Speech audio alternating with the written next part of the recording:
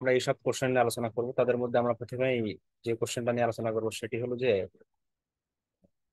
অম্ল ক্ষারক সম্পর্কিত আর্হেনিয়াসের যে মতবাদ, আমাদের যে বিভিন্ন তিনটি মতবাদ আছে অম্ল ক্ষারক সম্পর্কে, আর্হেনিয়াস কিংবা আর দুটি অন্যান্য মতবাদ আছে, প্রোটনীয় মতবাদ, ব্রনস্টেড লাউডি মতবাদ। এইগুলো নিয়ে আমরা ধীরে ধীরে আলোচনা করবো। প্রথমে আমরা আলোচনা করবো হলো আর্হেনিয়াস মতবাদ। তাহলে আসেন আমরা আর্হেনিয়াস মতবাদ জিনিসটা কি সেটা একটু বোঝার চেষ্টা করি। তাহলে দেখেন, এই মতবাদের এখানে এখানে লিখে নেবেন আপনারা, হ্যাঁ, আর্হেনিয়াস।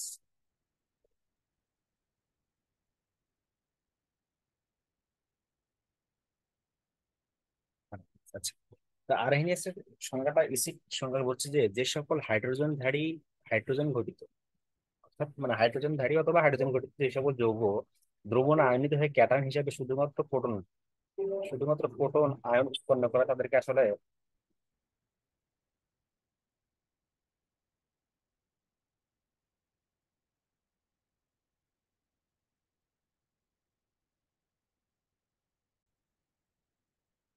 যেটা বলছিলাম, যে সকল হাইড্রোজেনধারী এবং হাইড্রোজেন ঘটিত যৌগ দ্রবণে অর্থাৎ পানিতে বা কিংবা যে কোনো দ্রবণে আয়নিত হয়ে আসলে প্রোটন দান করে, তাদেরকে আমরা আসলে অম্ল বলছি। তাহলে অম্ল হতে গেলে আপনাকে কি করতে হবে এখানে, যে কোনো যৌগকে আসলে, যেটা প্রধান শর্ত সেটা আসলে, এই যে প্রধান শর্ত যেটা সেটা হলো যে দ্রবণে আয়নিত থাকতে হবে। ঠিক আছে, অবশ্যই দ্রবণ লাগবে। দ্রবণে আয়নিত হয়ে যখন আমাদের প্রোটন দান করতেছে, যার সকল যৌগ প্রোটন দান করে আসলে দ্রবণে, তাদেরকে আমরা বলছি আসলে অ্যাসিড। যেমন হাইড্রোক্লোরিক অ্যাসিড একটি অ্যাসিড। কেন? কারণ হলো হাইড্রোক্লোরিক অ্যাসিড দ্রবণে দ্রবীভূত হয়ে আসলে হাইড্রোজেন আয়ন দান করে, হাইড্রোজেন আয়ন এবং ক্লোরাইড আয়ন উৎপন্ন করে, সেটা তো হিসাব আছে। কিন্তু এখানে যে হাইড্রোজেন আয়ন অর্থাৎ প্রোটন তৈরি করলো, এ কথার অর্থই হলো যে আসলে অ্যাসিড। যেমন নাইট্রিক অ্যাসিড একটি অ্যাসিড, কারণ নাইট্রিক অ্যাসিড দ্রবণে দ্রবীভূত হয়ে হাইড্রোজেন আয়ন দান করে। দ্যাটস ওয়াই আমরা বলছি আসলে এটাকে এটি একটি অ্যাসিড। কোন হিসাবে?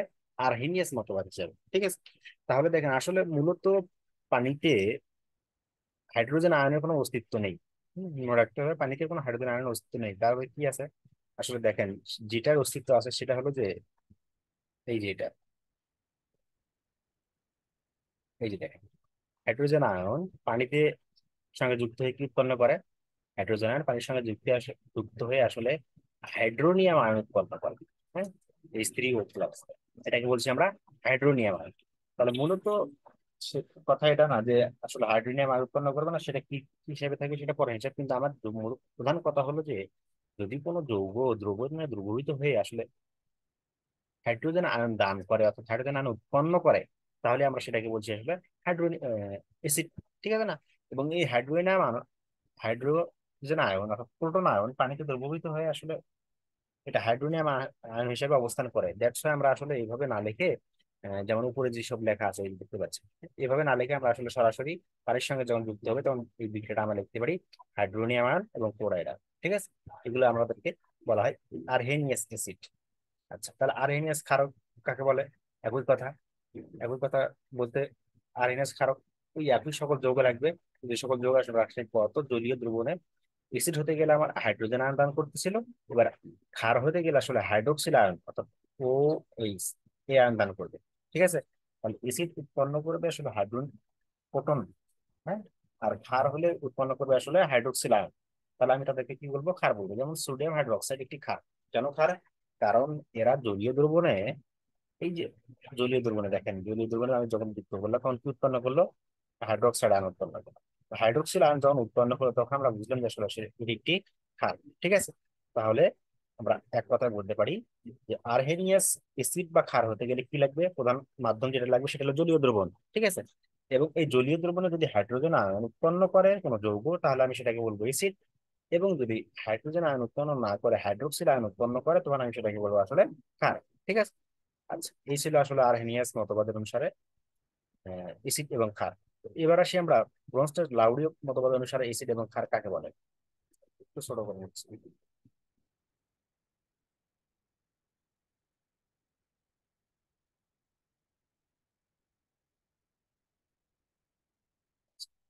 তাহলে এখন দেখেন, ব্রনস্টেড লাউডি মতবাদ অনুসারে আসলে এসিড কাকে বলে। এবার দেখেন, আমরা যে আরহেনিয়াস মতবাদ করলাম সেখানে এসিড হওয়ার জন্য কি প্রয়োজন ছিল? একটা মাধ্যম দরকার ছিল। সে মাধ্যমটা কি? জলীয় মাধ্যম। ঠিক আছে, কিন্তু এখানে কোনো মাধ্যমের প্রয়োজন নেই। ব্রনস্টেড লাউডি মতবাদ আসলে মাধ্যমের প্রয়োজন নেই। কি প্রয়োজন আছে দেখেন, যে সকল জৈব বা আয়নকে পদার্থের প্রোটন দান করে তাদেরকে আসলে অম্ল বলে। পৃথিবীর যে কোনো যৌগ হতে পারে, সেগুলি যদি আসলে অন্য কোনো পদার্থ বা আয়নকে আসলে প্রোটন দান করে, প্রোটন মানে হাইড্রোজেন প্লাস, এটাকে আমরা বলছি প্রোটন। তাহলে প্রোটন যদি দান করে তখন আমরা কি বলছি আসলে সেটাকে, মানে যে দান করবে তাকে আমরা বলবো আসলে প্রোটন দাতা। এবং এই প্রোটন যে দান করবে তাকে আমরা বলবো আসলে এসিড। ঠিক আছে। এটা কি কোনো মাধ্যমে হওয়া লাগবে যে এসিড মাধ্যম কিংবা পানি মাধ্যম? না, আসলে এখানে কোনো মাধ্যমের প্রয়োজন নেই। যে কোনো যৌগ যদি প্রোটন দান করে অন্য কোনো যৌগকে, অন্য কোনো আয়নকে যারা আসলে গ্রহণ করতে সক্ষম, এদেরকে যারা, যে সকল যৌগ প্রোটন দান করবে তাদেরকে আমরা বলবো আসলে এসিড। কি এসিড? ব্রোনস্টেড লাউরি অ্যাসিড। ঠিক আছে। আচ্ছা, তাহলে ক্ষার কি হবে? ক্ষার তারা যারা গ্রহণ করলো তারা ক্ষার, তাই না? তাহলে যে সকল যৌগ বা আয়ন মানে অন্য কোনো পদার্থ হতে প্রোটন গ্রহণ করে তাদেরকে আমরা বলছি ক্ষার। তাহলে ক্ষার আমরা অ্যাসিড বলছি যারা প্রোটন ত্যাগ করবে। প্রোটন যারা ত্যাগ করবে তাদেরকে আমরা বলছি অ্যাসিড। এবং এই সকল প্রোটন যারা গ্রহণ করতে সক্ষম তাদেরকে আমরা বলছি আসলে ক্ষার। আমরা একটু সুনির্দিষ্ট কিছু উদাহরণ দিয়ে আমরা একটু ব্যাখ্যা করার চেষ্টা করি, দেখেন। তাহলে এখানে দুটি আমরা যৌগ দেখতে পাচ্ছি, একটা হলো অ্যামোনিয়া আর একটা হলো হাইড্রোক্লোরিক অ্যাসিড। আচ্ছা, হাইড্রোক্লোরিক অ্যাসিডকে আমরা ব্রোস্টেড, আমরা সাধারণভাবে এটাকে আমরা অ্যাসিড জানি, কিন্তু এটা আসলে এসিড। কেন এসিড? যদিও এখানে এই লেখাগুলো আসলে এসিড হবে না, এগুলো ক্ষার হবে। হ্যাঁ, এই যে আমি এখানে লিখে দিচ্ছি ছোট করে, একটু দেখে নিন। এগুলো আসলে ভুল করছে আর, মিস্টেক।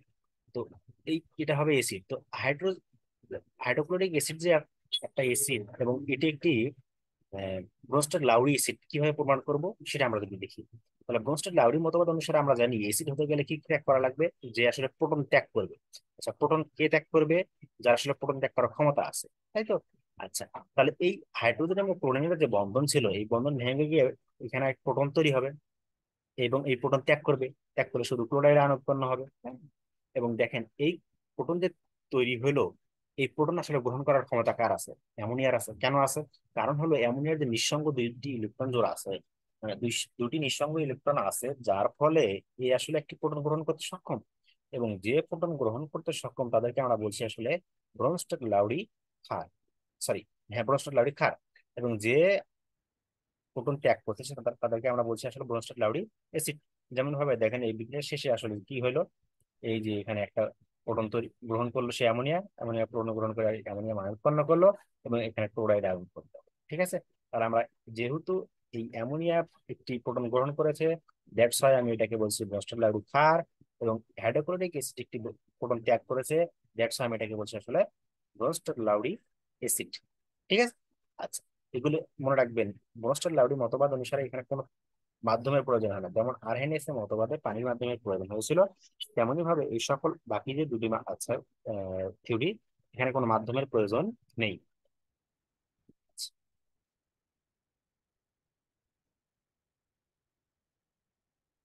এই নিচে যে বিক্রিয়াগুলো দেখতে পাচ্ছেন সেগুলো আসলে ব্রোনস্টেড লাউরি মতবাদ অনুসারে প্রশমন বিক্রিয়া। এগুলো আপনারা দেখে নিন। এগুলো ওই একই কথা, এগুলো দেখে নেবেন। আচ্ছা, এখানে ব্রোনস্টেড লাউরি মতবাদের আসলে কিছু প্রয়োগ এখানে বলে দেওয়া আছে, দেখেন। এই যে যেমন প্রথম প্রয়োগ যে বলে দেওয়া আছে, এই মতবাদ অনুসারে কোন যৌগের উভয়ধর্মীরা ব্যাখ্যা করা যায়। যেমন একটি পানি একটি উদাহরণ যৌগ। উদাহরণ এক জিনিসটা কি সেটা আমরা একটু পরে ব্যাখ্যা করতেছি, আমরা উদাহরণ সহ ব্যাখ্যা করবো, এই সব থেকে কোশ্চেন আসে। তো মনে রাখবেন যে ব্রস্টেড লাউরি মতবাদ অনুসারে আসলে উভয়ধর্মীটা ব্যাখ্যা করতে পারি আমরা। ঠিক আছে। আচ্ছা, আরো কিছু মতবাদ এখানে দেওয়া আছে, এই যে আরো দেখবেন যে 5টা 6টা মতবাদ দেওয়া আছে। যেমন এখানে বলা হয়েছে যে ব্রোনস্টেড লাউরি তত্ত্ব অনুসারে প্রশমন বিক্রিয়া ব্যাখ্যা করা যায়। হ্যাঁ, এরূপ আণবিক প্রশমন বিক্রিয়া ধ্রুবক নির্ণয় করা যায়। ব্রোনস্টেড লাউরি মতবাদ অনুসারে পদার্থের অম্লীয় বা ক্ষারক ধর্ম ব্যাখ্যা করা যায়। শুধুমাত্র জলীয় দ্রবণ, শুধুমাত্র জলীয় দ্রবণের ন্যায় নয়, অন্য দ্রবণেও আসলে ব্যাখ্যা করা যায়। মানে ব্রোনস্টেড লাউরি মতবাদ আমরা আরএনএস মতবাদ অনুসারে যে ক্ষার এবং এসিড ধর্ম ব্যাখ্যা করছিলাম, সেটা মাধ্যম কি ছিল? জলীয় মাধ্যম। জলীয় মাধ্যম ছাড়া এই ব্যাখ্যা করা সম্ভব নয়। কিন্তু ব্রোনস্টেড লাউরি বলছে আসলে জলীয় মাধ্যম লাগবে এমনটা নয়। জলীয় মাধ্যম ছাড়াও আমরা আসলে ব্রোনস্টেড লাউরি মতবাদ অনুসারে কোনো যৌগকে ক্ষার কিংবা এসিড হিসেবে আখ্যা দিতে পারি। আচ্ছা, তাহলে এই 6টি মতবাদ আমরা একটু করে নেব। এগুলো অনেক সময় পরীক্ষায় আসে যে ব্রোনস্টেড লাউরি মতবাদ অনুসারে যে প্রয়োগগুলি, এগুলো আসলে ব্যাখ্যা করো। আচ্ছা, তাহলে এবার আমরা একটু বোঝার চেষ্টা করি যে ব্রোনস্টার লাউরি মতবাদ অনুসারে অ্যাসপরিক যৌগ জিনিসটা কি। অ্যাসপরিক যৌগ বলতে আমরা বোঝাচ্ছি উভয়ধর্মী যৌগ। অ্যাসপরিক যৌগ মানে কি?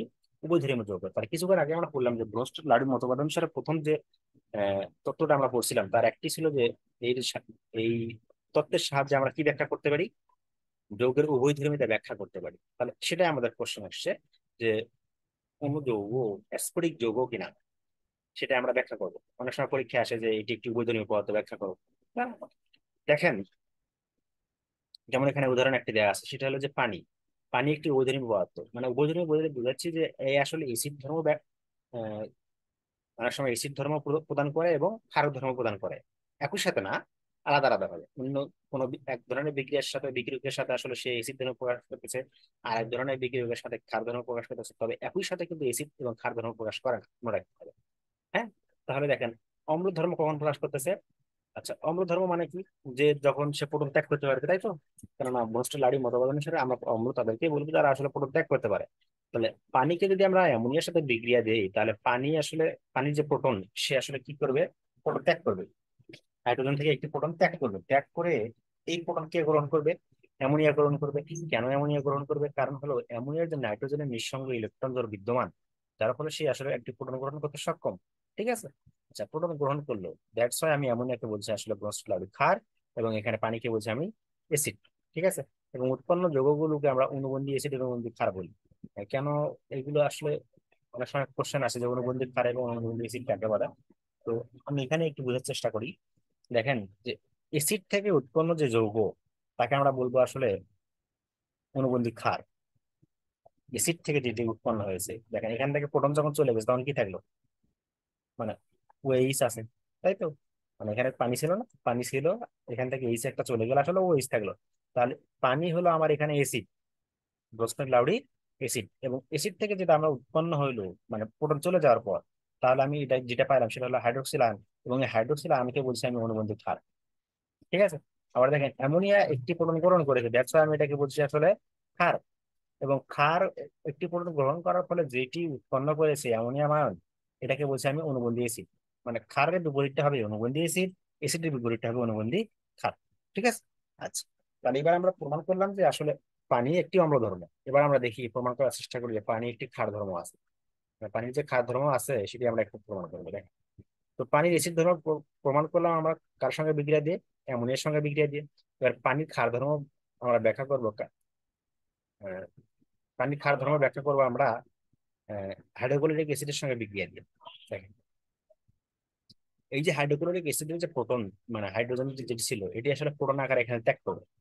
ত্যাগ করলে এই যে প্রোটন উৎপন্ন হলো, এই প্রোটন আসলে গ্রহণ করার সক্ষম কি রাখে পানি? অবশ্যই রাখে। কেন রাখে না? কারণ হলো এখানে দেখেন দুই জোড়া মুক্ততরী ইলেকট্রন আছে অক্সিজেনের। দুই জোড়া আসলে মুক্ততরী ইলেকট্রন আছে, তাহলে দুই জোড়া মুক্ততরী ইলেকট্রন আছে, তার মানে সে অবশ্যই একটি প্রোটন গ্রহণ করতে সক্ষম। দ্যাটস হয় এখানে হাইড্রোনিয়াম আয়ন উৎপন্ন করেছে।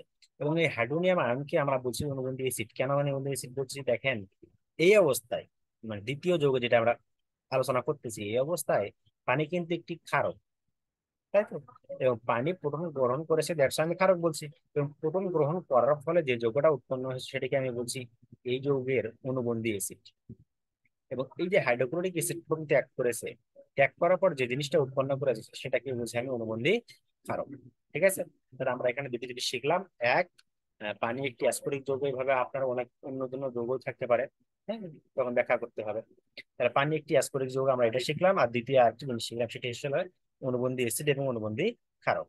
আচ্ছা, তাহলে নেক্সট আমরা চলে যাই লুইস মতবাদ। আমরা এখন পড়লাম দুটি মতবাদ, একটি আরহেনিয়াস মতবাদ আর একটি ছিল আহ ব্রনস্টার লাউডি মতবাদ। ঠিক আছে? তো এখন আমরা পড়বো আসলে লুইস মতবাদ। তো লুইস মতবাদের অনুসারে, লুইস মতবাদকে আমরা আসলে ইলেকট্রনীয় মতবাদ বলতে পারি। লুইস মতবাদকে আমরা কি বলতে পারি? ইলেকট্রনীয় মতবাদ। কেন? আমরা একটু সংজ্ঞায় যাই। যে সকল অণু বা আয়ন অন্য পদার্থ হতে নিঃসঙ্গ ইলেকট্রন জোড় গ্রহণ করার ক্ষমতা রাখে, তাদেরকে আমরা বলছি লুইস অ্যাসিড। তার মানে আমরা বুঝলাম, যে সকল যৌগ আসলে আহ নিঃসঙ্গ ইলেকট্রন জোড় গ্রহণ করার ক্ষমতা রাখে, তাদেরকে আমরা বলছি অ্যাসিড। এবং যে সকল যৌগ নিঃসঙ্গ ইলেকট্রন প্রদান করার ক্ষমতা রাখে, তাদেরকে আমরা বলছি ক্ষার। একইভাবে, তাই না? তাহলে যেহেতু এখানে আসলে মানে অ্যাসিড এবং ক্ষার নির্ভর, মানে আমরা যদি আইডেন্টিফাই করতেছি, এর প্রধান জিনিসটা হলো আসলে ইলেকট্রন গ্রহণ এবং ত্যাগ। সেজন্য আমরা আসলে এই যে লুইস মতবাদকে আমরা বলছি লুইস ইলেকট্রনীয় মতবাদ। ঠিক আছে? আচ্ছা, আমরা একটু উদাহরণের চেষ্টা করে দেখি। যেমন ধরেন, এই যে অ্যামোনিয়া আর ব্রোন ট্রাইফ্লোরাইড। ঠিক আছে। অ্যামোনিয়ার দেখেন নিঃসঙ্গ দুটি ইলেকট্রন জোড় বিদ্যমান, এবং এই নিঃসঙ্গ ইলেকট্রন জোড় ব্রোন ট্রাইফ্লোরাইড গ্রহণ করতে সক্ষম। আচ্ছা, তাহলে গ্রহণ এ যে নিঃসঙ্গ ইলেকট্রন জোড় ছিল, সে আসলে ত্যাগ করবে নিঃসঙ্গ ইলেকট্রন জোড়, তাই তো? নিঃসঙ্গ ইলেকট্রন জোড় ত্যাগ করলে সে কি করবে, ব্রোন ট্রাইফ্লোরাইড গ্রহণ করবে। এবং গ্রহণ করার ফলে আমি যেহেতু এই অ্যামোনিয়া নিঃসঙ্গ ইলেকট্রন ত্যাগ করতেছে, দ্যাটস ওয়াই আমি এটাকে বলছি লুইস ক্ষারক। মানে যে নিঃসঙ্গ ইলেকট্রন ত্যাগ করতে সক্ষম তাদেরকে আমরা বলছি লুইস ক্ষারক, এবং যারা গ্রহণ করতে সক্ষম তাদেরকে বলছি আমরা লুইস অ্যাসিড। যেহেতু ব্রোন ট্রাইফ্লোরাইড নিঃসঙ্গ ইলেকট্রন জোড় গ্রহণ করতে সক্ষম, সেজন্য আমরা বলছি আসলে এটা আসলে লুইস অ্যাসিড। ঠিক আছে। এবং মনে রাখতে হবে লুইস অ্যাসিডের পরে যে সকল যৌগ উৎপন্ন হয় সেটাকে আমরা বলছি আসলে সন্নিবেশ বন্ধন। দেখেন এটাকে আমরা সন্নিবেশ বন্ধন বলছি। ঠিক আছে। তাহলে এই ছিল আমাদের লুইস অ্যাসিডের সংজ্ঞা। তো লুইস অ্যাসিডের আরো কিছু মতবাদ এখানে দেয়া আছে, দেখেন। আহ, এই যে 1 2 3 4 5টি মতবাদ এখানে দেয়া আছে। তো আমরা এটা পড়ে নেব অবশ্যই। ঠিক আছে। আচ্ছা, তো এখানে আরো কিছু উদাহরণ দেয়া আছে, দেখেন। আহ, এই যে অ্যামোনিয়া ব্রোন ট্রাইহ্যালাইড, যেটাকে আমরা ওখানে ফ্লোরাইড দেখলাম, সেটা এখানে হ্যালাইড হতে পারে, ফ্লোরাইড হতে পারে, অন্যান্য যে সকল যৌগে যে হ্যালাইড গুলো আছে, হ্যাঁ, এগুলো হতে পারে।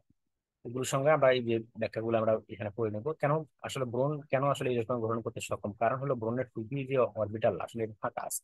তাহলে ফাঁকা অরবিটাল আসলে অবশ্যই ইলেকট্রন গ্রহণ করতে সক্ষম, তাই না? তো যদি ফাঁকা ইলেকট্রন না থাকতো, অর্থাৎ ফাঁকা অরবিটাল যদি না থাকতো এখানে ব্রোনের অন্যান্য যেসব যৌগে যে ফাঁকা ইলেকট্রন হয় তারা আসলে নিঃসঙ্গ ইলেকট্রন গ্রহণ করতে সক্ষম নয়। এবং নিঃসঙ্গ যে জোড় ইলেকট্রন গ্রহণ করতে যদি সক্ষম না হয়, তাহলে আমরা কি বলবো? তাহলে আমরা বলবো যে আসলে তারা আসলে লুইস অ্যাসিড হওয়ার সম্ভব, মানে সম্ভব নয়। ঠিক আছে। তাহলে লুইস অ্যাসিড হতে গেলে যে আসলে ইলেকট্রন গ্রহণ করবে তাকে অবশ্যই অসম্পূর্ণ অষ্টক থাকতে হবে। ঠিক আছে। অষ্টক যদি পূর্ণ থাকলে তাহলে হবে না। অষ্টক পূর্ণ থাকলে তাহলে তো আর সে আসলে নতুন করে আর একটি ইলেকট্রন গ্রহণ করার মতো সক্ষমতা রাখবে না। দ্যাটস ওয়াই আসলে অষ্টক পূর্ণ হওয়া যাবে না, অসম্পূর্ণ অষ্টক থাকতে হবে।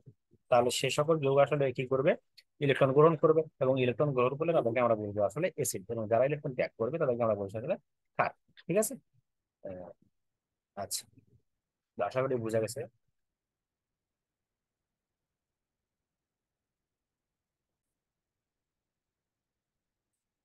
তাহলে এবার আমরা দেখবো আসলে অনমনীয় এবং নমনীয় অ্যাসিড। হ্যাঁ, hard acid and soft acid. ঠিক আছে। মানে কঠিন অ্যাসিড এবং নমনীয় অ্যাসিড আমরা একটু আলোচনা করার চেষ্টা করি। তো দেখেন, কঠিন অ্যাসিড কাকে বলে? যে সকল লুইস অ্যাসিডের আয়নিক ব্যাসার্ধ ক্ষুদ্র, মানে যাদের আসলে আয়নিক ব্যাসার্ধ ক্ষুদ্র, নিম্ন পোলারায়ন ক্ষমতা বিশিষ্ট, উম, উচ্চ ধনাত্মক চার্জযুক্ত, ধনাত্মক চার্জের পরিমাণ বেশি, তীব্রভাবে সলভেটেড দ্রবণীয়, অপূর্ণ পারমাণবিক অরবিটাল যুক্ত, উচ্চ সম্পূর্ণ এলইউএমও বিশিষ্ট, নিকটতম নিষ্ক্রিয় গ্যাসের ইলেকট্রন যুক্ত, তাদেরকে আসলে অনমনীয় অ্যাসিড বলা হয়। এলইউএমও মানে কি? লেস্ট আনঅকুপাইড মলিকুলার অরবিটাল বলা হয় এটাকে। লেস্ট আনঅকুপাইড মলিকুলার অরবিটাল, এই কথার অর্থ। ঠিক আছে। আচ্ছা, তাহলে আমরা কি বললাম? যে যে সকল অ্যাসিড আণবিক ব্যাসার্ধ ক্ষুদ্র, ঠিক আছে, নিম্ন পোলারায়ন ক্ষমতা বিশিষ্ট, উচ্চ ধনাত্মক চার্জযুক্ত, তীব্রভাবে সলভেটেড বা দ্রবণীয়, অপূর্ণ পারমাণবিক অরবিটাল বিশিষ্ট, উচ্চ সম্পন্ন লৌহ বিশিষ্ট, নিকটতম নিষ্ক্রিয় গ্যাসের ইলেকট্রন বিন্যাস যুক্ত, তাদেরকে আসলে আমরা কি বলছি? অনমনীয় অ্যাসিড বা কঠিন অ্যাসিড। আমরা একটু উদাহরণ দেওয়ার চেষ্টা করি। দেখেন, এই যে উদাহরণগুলো লক্ষ্য করেন, যেমন এই যে লিথিয়াম আয়ন, এর কি আণবিক ব্যাসার্ধ ছোট না? অবশ্যই ছোট। উচ্চতর ধনাত্মক না? অবশ্যই উচ্চতর ধনাত্মক। ঠিক আছে। আবার কি, দেখেন, সহজে এরা পোলারায়ন ক্ষমতা, নিম্ন পোলারায়ন ক্ষমতা বিশিষ্ট। এই যে দেখেন, এই যে এখানে দেওয়া আছে, নিম্ন পোলারায়ন ক্ষমতা বিশিষ্ট, এরা আসলে তেমন পোলারায়ন করতে পারে না। হ্যাঁ? উচ্চতর ধাতব, তীব্রভাবে সলভেটেড, অপূর্ণ পারমাণবিক অরবিটাল, অবশ্যই অপূর্ণ পারমাণবিক অরবিটাল আছে। এই জন্য আমরা এইগুলোকে আমরা বলছি আসলে লুইস, সরি, নমনীয় অ্যাসিড। তেমনি হয় এখানে ধাতু, এখানে অধাতু আছে, তেমনি হয়, সরি, নমনীয় অ্যাসিড না, আসলে কঠিন অ্যাসিড বলা হয়। তাহলে নমনীয় অ্যাসিড কি হবে? নমনীয় অ্যাসিড হবে তার আসলে বিপরীতটা। বিপরীতটা কি? যে সকল লুইস অ্যাসিডের আয়নিক ব্যাসার্ধ তুলনামূলকভাবে বড়, সহজে পোলারায়ন ক্ষমতা বিশিষ্ট, নিম্ন ধনাত্মক চার্জযুক্ত, সম্পূর্ণরূপে পারমাণবিক অরবিটাল পূর্ণ, নিম্ন শক্তি সম্পন্ন এলএমও বিশিষ্ট আর লৌহ বিশিষ্ট, লয়েস্ট আনঅকুপাইড মলিকুলার অরবিটাল, এবং লয়েস্ট না লিস্ট, ইলেকট্রন বিন্যাস নিষ্ক্রিয় গ্যাসের অনুরূপ নয়, তাদেরকে আসলে কি বলছি আমরা, নমনীয় বা কমল এসিড। যেমন এই যে ধাতব পরমাণুগুলি, হ্যাঁ, এগুলো আসলে নমনীয় অ্যাসিড। আচ্ছা, তাহলে একই ভাবে কি হতে পারে, নমনীয় ক্ষার হতে পারে, কঠিন ক্ষার হতে পারে, তাই না? তো এসিড যেহেতু আছে নমনীয়, তাহলে ক্ষারও অবশ্যই নমনীয় আছে। তাহলে সেই সংখ্যাটা এখানে দেওয়া আছে, দেখেন। ওই যে আসলে এগুলো সংজ্ঞা আসে সাধারণত যে কঠিন অ্যাসিড এবং কঠিন ক্ষার বলতে কি বোঝায়? যে সকল লুইস ক্ষারকের আয়নিক ব্যাসার্ধ ক্ষুদ্র, নিম্ন পোলারায়ন ক্ষমতা বিশিষ্ট, উচ্চ তড়িৎ ঋণাত্মক বিশিষ্ট, হ্যাঁ, তীব্রভাবে সলভেটেড, উচ্চ শক্তি সম্পন্ন HOMO highest occupied molecular orbital বিশিষ্ট, তাদেরকে আমরা কি বলছি, অনমনীয় ক্ষারক বা কঠিন ক্ষারক। যেমন এই যে পানি, hydroxyl ion, chloride ion, fluoride ion, হ্যাঁ, এগুলো আপনারা দেখে নিন। তো এই ছিল আমাদের কঠিন অ্যাসিড। হার্ড অ্যাসিড অ্যান্ড, মানে hard and soft acid and base, এটাকে বলা হয় কঠিন এবং নমনীয় অ্যাসিড ক্ষার। আচ্ছা, এরপরে আসেন আমরা ব্যাখ্যা করি যে তীব্র অ্যাসিড এবং ক্ষারের তীব্রতা। অনেক সময় আমাদের পরীক্ষায় আসে যে অ্যাসিড এবং ক্ষারের তীব্রতা আসলে ব্যাখ্যা করো, যে কোনো দুটি বা তিনটি নিয়ামক লেখো। অ্যাসিড এবং ক্ষারের তীব্রতা নির্ভর করে আসলে কয়েকটি বিষয়ের উপর। তারা প্রথমটি হলো যে বিয়োজন ধ্রুবকের মান, কিসের উপর, বিয়োজন ধ্রুবকের মানের উপর। যেমন ধরেন অ্যাসিডের বিয়োজন ধ্রুবক, ধরা যাক যখন কোনো অ্যাসিডের বিয়োজন, মানে অ্যাসিডকে যদি আমরা লিখি তাহলে এইসে লেখা যায়। পানি দ্রবীভূত করলে আরএনএস মধ্যবর্তী কখনো সম্পূর্ণ হবে, আবার কখনো আংশিকভাবে আয়নিত হবে, এটা স্বাভাবিক। আচ্ছা, তাহলে দেখেন, স্বাভাবিকভাবে পানিতে যখন বিয়োজন হলো তখন হাইড্রোনিয়াম আয়ন উৎপন্ন করলো, এবং আর যে কথা দুটো ছিল তার অনুসারে একটা আয়ন উৎপন্ন করলো। আচ্ছা, তাহলে এর ভরক্রিয়ার সূত্র অনুসারে আমরা এটাকে এইভাবে পেতে পারি। এগুলো আপনাদের ব্যাখ্যা দিতে হবে না, হ্যাঁ, যে আসলে কিভাবে কিভাবে কিভাবে আসে। আপনারা ব্যাখ্যা দিবেন যেটা, সেটা হলো এই যে, এই যে আমি নিচে যে দাগা দিচ্ছি এটা লিখবেন, এই এতটুকু অংশ। অ্যাসিডের বিয়োজন ধ্রুবক কে এর মান, এতে একক, তাই না? এবং কে এর মান দ্বারা অ্যাসিডের তীব্রতা প্রকাশ করা হয়, কারণ তীব্র অ্যাসিডের দ্রবণে অধিক হারে বিয়োজিত হয়, স্বাভাবিকভাবে তীব্র অ্যাসিড অধিক হারে বিয়োজিত হবে, এবং দ্রবণে প্রোটনের ঘনমাত্রা বেশি হবে, আর তাই বিয়োজন ধ্রুবকের মানও উচ্চ হবে। অতএব যে অ্যাসিডের বিয়োজন ধ্রুবকের মান বেশি, সে অ্যাসিডের তীব্রতা বেশি। যে অ্যাসিডের বিয়োজন ধ্রুবকের মান বেশি, তার তীব্রতা বেশি। তাহলে অ্যাসিডের তীব্রতা আমরা নির্ভর করতেছি বিয়োজন ধ্রুবকের উপর। তাহলে যে অ্যাসিডের বিয়োজন ধ্রুবকের মান বেশি, তার তীব্রতা বেশি, যার মান কম তার তীব্রতা কম। ঠিক আছে, আপনারা এই সংজ্ঞাটা দিবেন শুধু, আর বাকিগুলো কিছু দিতে হবে না, ঠিক আছে? নিচে দেখেন অনেকগুলো, হ্যাঁ, উদাহরণ দেওয়া আছে এখানে। এগুলো আপনাদের মুখস্থ করতে হবে, এমনি জাস্ট দেখে নেবেন, হ্যাঁ। তাহলে ক্ষারের বিয়োজন ধ্রুবক কিসের উপর নির্ভর করবে, একইভাবে এই যেখানে লেখা আছে, দেখেন, ক্ষারের বিয়োজন ধ্রুবক দুইটা আছে, হ্যাঁ? ক্ষারের বিয়োজন ধ্রুবকের মান যত বেশি হবে, তার ক্ষারের তীব্রতা তত বেশি হবে, এবং ক্ষারের বিয়োজন ধ্রুবকের মান যত কম হবে, ক্ষারের তীব্রতা তত কম হবে। আর দ্বিতীয় যে বিষয়টার উপর নির্ভর করে বেশি দুইজন অ্যাসিডের তীব্রতা, সেটি হলো যে আয়নিক পটেনশিয়াল বিভব। কি বললাম? আয়নিক পটেনশিয়াল বিভব। আচ্ছা, তাহলে এখন দেখেন, আয়নিক পটেনশিয়াল বিভবকে আমরা এই যে লিখতে পারি, আয়নিক পটেনশিয়াল বিভব ইকুয়াল টু চার্জের আয়ন ভাগ চার্জের ব্যাসার্ধ। এটি একটি সূত্র, ঠিক আছে? এটি এই সূত্রের মাধ্যমে আমরা আয়নিক পটেনশিয়াল মান বের করতে পারি। তাহলে এখন দেখেন, এগুলি লাগবে না সূত্র, আপনাকে মুখস্থ করতে পারে, মান বের করতে হবে, শুধু জাস্ট উদাহরণ দেওয়ার জন্য এগুলো আমরা মুখস্থ করবো, ঠিক আছে? যদি পরীক্ষায় আসে যে অ্যাসিডের তীব্রতা ব্যাখ্যা করো, তাহলে আমরা এইভাবে দিতে পারি। তাহলে কি, যদি এই আয়নিক ধ্রুবকের মান 0.3 অপেক্ষা কম হয়, তাহলে বলবো আমরা আয়নটি আসলে ক্ষারীয়। যদি 0.3 মানে 3.2 এর অপেক্ষা যদি বেশি হয়, তাহলে কি হবে, অম্লীয়। আর এমন যদি হয় যে 3.2, 2.3 অপেক্ষা বেশি, মানে এরকম যদি হয়, মানে মাঝামাঝি অবস্থা করে, তখন কি হবে, দ্রবণটি আসলে উভয়ধর্মী হবে। ঠিক আছে? আচ্ছা, তাহলে এর মাধ্যমে আমরা কি ব্যাখ্যা করতে পারি, কোন যৌগ আসলে এসিডীয় না ক্ষারক, ক্ষারকে, সেটা আমরা আসলে তীব্রতা ব্যাখ্যা করতে পারি, কতটুকু তীব্র। আচ্ছা, তারপরে আরেকটি জিনিসের উপর আমরা নির্ভর করে, সেটা হলো ইলেকট্রোনেগেটিভ বা অধিক হারে ইলেকট্রন, প্রোটন ত্যাগের প্রবণতা, ইলেকট্রোনেগেটিভিটি অথবা প্রোটন ত্যাগের প্রবণতা। তাহলে দেখেন, আমরা এই উদাহরণে একটু দেখার চেষ্টা করি। এই যে পানিতে প্রোটন এবং হাইড্রোনিয়াম আয়ন উৎপন্ন, ওই হাইড্রোক্সিল আয়ন উৎপন্ন করে, তারা কম পরিমাণে প্রোটন ত্যাগ করে এখানে, ঠিক আছে? আবার হাইড্রোজেন সালফাইডে দেখেন বেশি পরিমাণে কিন্তু প্রোটন ত্যাগ করে, ঠিক আছে, বেশি পরিমাণে প্রোটন ত্যাগ করে এবং হাইড্রোক্লোরিক অ্যাসিড আরো বেশি পরিমাণে ত্যাগ করে। তাহলে তীব্রতার আসলে নির্ভর করতেছে কিসের উপরে? এই যে দেখেন, অক্সিজেন, সালফার এবং ক্লোরিন, এদের যদি আমি ইলেকট্রোনেগেটিভিটি কল্পনা করি, তাহলে কার ইলেকট্রোনেগেটিভিটি বেশি? স্বাভাবিকভাবে ক্লোরিন ইলেকট্রোনেগেটিভিটি বেশি।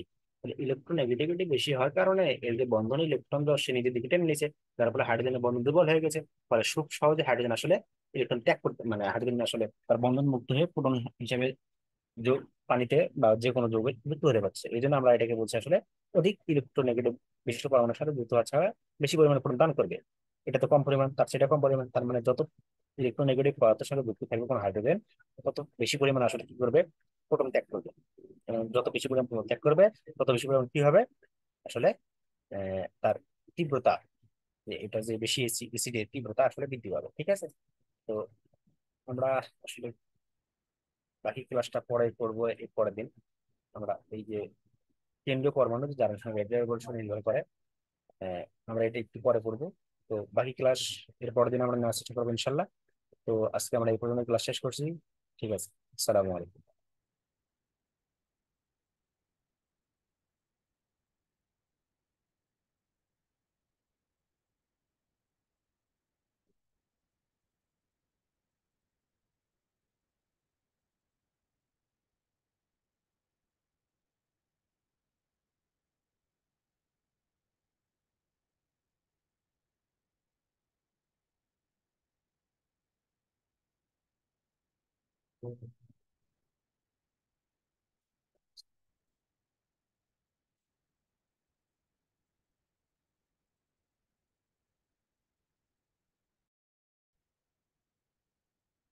আসসালামু আলাইকুম।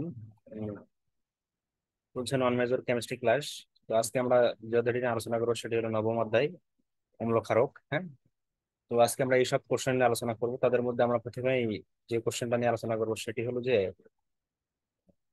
অম্ল ক্ষারক সম্পর্কিত আর্হেনিয়াসের যে মতবাদ, আমাদের যে বিভিন্ন তিনটি মতবাদ আছে অম্ল ক্ষারক সম্বন্ধে, আর্হেনিয়াস কিংবা আর দুটি অন্যান্য মতবাদ আছে, প্রোটনীয় মতবাদ, ব্রনস্টেড লাউডি মতবাদ। এইগুলো নিয়ে আমরা ধীরে ধীরে আলোচনা করবো। প্রথমে আমরা আলোচনা করবো হলো আর্হেনিয়াস মতবাদ। তাহলে আসেন আমরা আর্হেনিয়াস মতবাদ জিনিসটা কি সেটা একটু বোঝার চেষ্টা করি। তাহলে দেখেন, এই মতবাদের এখানে এখানে লিখে নেবেন আপনারা, হ্যাঁ, আর্হেনিয়াস।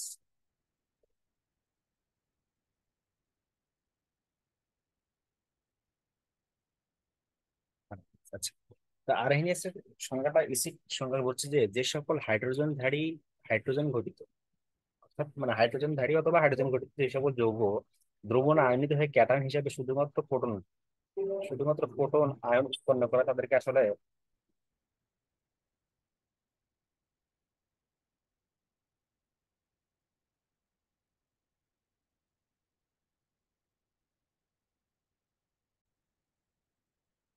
যেটা বলছিলাম, যে সকল হাইড্রোজেনধারী এবং হাইড্রোজেন ঘটিত যৌগ দ্রবণে অর্থাৎ পানিতে বা কিংবা যে কোনো দ্রবণে আয়নিত হয়ে আসলে প্রোটন দান করে, তাদেরকে আমরা আসলে অম্ল বলছি। তাহলে অম্ল হতে গেলে আপনাকে কি করতে হবে? এখানে যে কোনো যৌগকে আসলে, যেটা প্রধান শর্ত সেটা আসলে, এই যে প্রধান শর্ত যেটা সেটা হলো যে দ্রবণে আয়নিত থাকতে হবে। ঠিক আছে, অবশ্যই দ্রবণ লাগবে। দ্রবণে আয়নিত হয়ে যখন আমাদের প্রোটন দান করতেছে, যার সকল যৌগ প্রোটন দান করে আসলে দ্রবণে, তাদেরকে আমরা বলছি আসলে অ্যাসিড। যেমন হাইড্রোক্লোরিক অ্যাসিড একটি অ্যাসিড। কেন?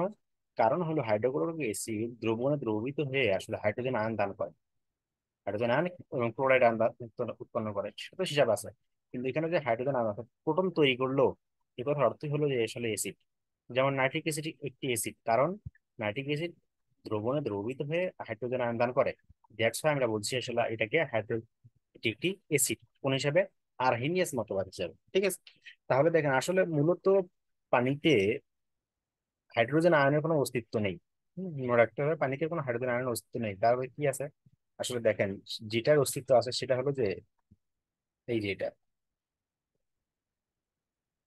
এই যে দেখেন, হাইড্রোজেন আয়ন পানিতে সঙ্গে যুক্ত হয়ে কি উৎপন্ন করে? হাইড্রোজেন আয়ন পানির সঙ্গে যুক্ত হয়ে আসলে হাইড্রোনিয়াম আয়ন উৎপন্ন করে। হ্যাঁ, H3O প্লাস, এটাকে বলছি আমরা হাইড্রোনিয়াম আয়ন। তাহলে মূলত কথা এটা না যে আসলে হাইড্রোনিয়াম আয়ন উৎপন্ন করবে না, সেটা কি কি হিসেবে থাকে সেটা পরে হিসাব। কিন্তু আমার প্রধান কথা হলো যে যদি কোনো যৌগ দ্রবণে দ্রবীভূত হয়ে আসলে হাইড্রোজেন আয়ন দান করে অর্থাৎ হাইড্রোজেন আয়ন উৎপন্ন করে, তাহলে আমরা সেটাকে বলছি আসলে হাইড্রোনিয়াম অ্যাসিড। ঠিক আছে না? এবং এই হাইড্রোনিয়াম হাইড্রোজেন আয়ন অর্থাৎ প্রোটন আয়ন পানিতে দ্রবীভূত হয়ে আসলে এটা হাইড্রোনিয়াম আয়ন হিসেবে অবস্থান করে। দ্যাটস ওয়াই আমরা আসলে এইভাবে না লিখে যেমন উপরে যেসব লেখা আছে এই দেখতে পাচ্ছি, এভাবে না লিখে আমরা আসলে সরাসরি পানির সঙ্গে যখন যুক্ত হবে তখন এই বিক্রিয়াটা আমরা লিখতে পারি হাইড্রোনিয়াম আয়ন এবং ক্লোরাইড আয়ন। ঠিক আছে, এগুলো আমাদেরকে বলা হয় আরহেনিয়াস অ্যাসিড। আচ্ছা, তাহলে আরহেনিয়াস ক্ষারক কাকে বলে?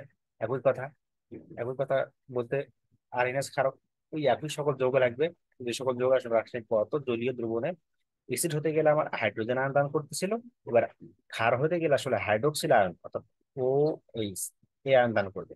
ঠিক আছে, তাহলে অ্যাসিড উৎপন্ন করবে আসলে হাইড্রোজেন প্রোটন, হ্যাঁ, আর ক্ষার হলে উৎপন্ন করবে আসলে হাইড্রোক্সিল আয়ন। তাহলে আমি তাদেরকে কি বলবো? ক্ষার বলবো। যেমন সোডিয়াম হাইড্রোক্সাইড একটি ক্ষার। কেন ক্ষার? কারণ এরা জলীয় দ্রবণে, এই যে জলীয় দ্রবণে দেখেন, জলীয় দ্রবণে আমি যখন যুক্ত করলাম তখন কি উৎপন্ন করলো? হাইড্রোক্সাইড আয়ন উৎপন্ন করলো। হাইড্রোক্সিল আয়ন যখন উৎপন্ন করলো তখন আমরা বুঝলাম যে আসলে এটি একটি ক্ষার। ঠিক আছে, তাহলে আমরা এক কথায় বলতে পারি যে আরহেনিয়াস অ্যাসিড বা ক্ষার হতে গেলে কি লাগবে? প্রধান মাধ্যম যেটা লাগবে সেটা হলো জলীয় দ্রবণ। ঠিক আছে, এবং এই জলীয় দ্রবণে যদি হাইড্রোজেন আয়ন উৎপন্ন করে কোনো যৌগ তাহলে আমি সেটাকে বলবো অ্যাসিড, এবং যদি হাইড্রোজেন আয়ন উৎপন্ন না করে হাইড্রোক্সিল আয়ন উৎপন্ন করে তখন আমি সেটাকে বলবো আসলে ক্ষার। ঠিক আছে, আচ্ছা, এই ছিল আসলে আরহেনিয়াস মতবাদের অনুসারে এসিড এবং ক্ষার। তো এবার আসি আমরা ব্রনস্টার লাউডীয় মতবাদ অনুসারে এসিড এবং ক্ষার কাকে বলে। একটু ছোট করে নিচ্ছি।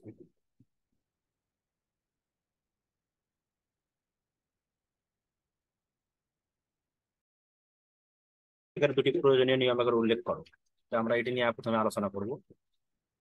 দেখেন, এসিডের তীব্রতা বা অম্লের শক্তি নির্ণয় এগুলো আসলে বিভিন্ন জিনিসের উপর নির্ভর করে।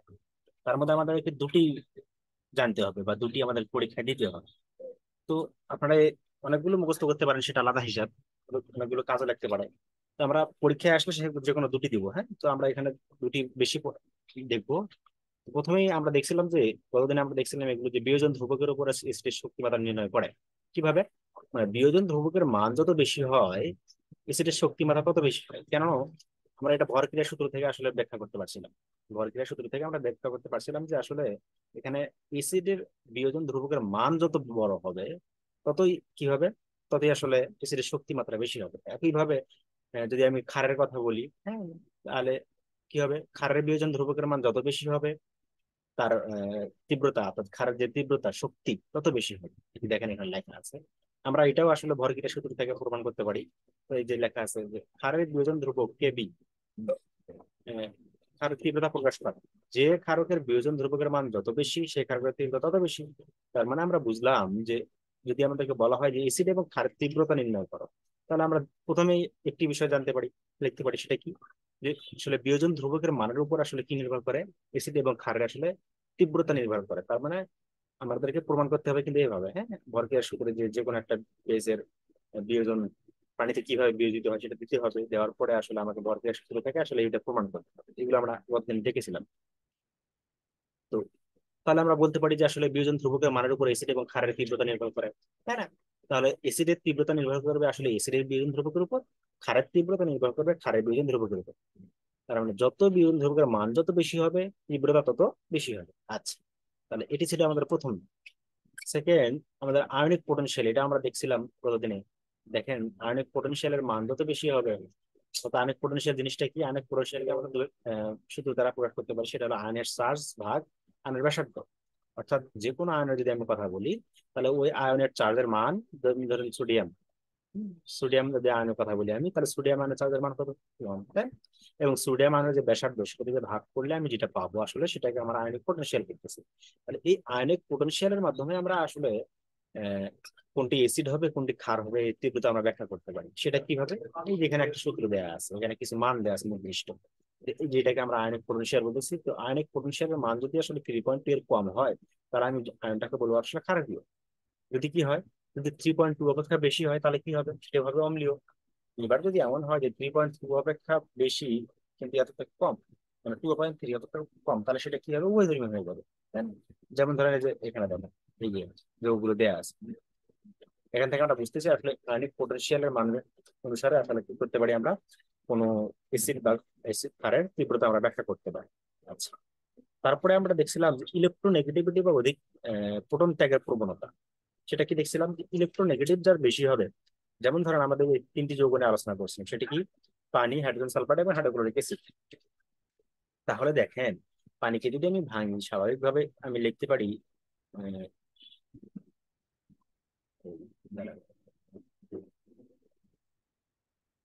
এইচ ও এইচ, হ্যাঁ, অথবা আমি লিখতে পারি ওএইচ, তার সঙ্গে এই যে এইচ যুক্ত আছে।